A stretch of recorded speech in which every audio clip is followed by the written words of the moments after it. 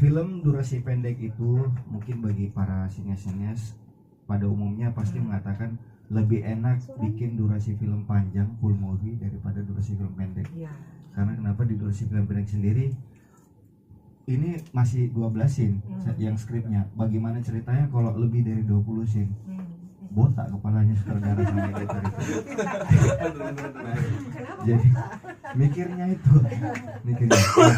Jadi setelah Pak Sutradara Andi Gilang ini menyelesaikan skrip yang terbentuk dalam 12 scene, itu setelah kita ambil take dari jam 12 siang ya. Iya, 12 siang. Jam 12 siang sampai jam 9 malam. Itu setelah dikumpulkan footage-nya semua dan setelah saya rough cutting, setelah di rough cutting 12 ini nih masih 24 menit. Masih 24 menit. Itu Itu harus dikat lagi. iya harus dikat lagi. Saya jadinya bingung nih. Telepon sama Pak Sutradara kan.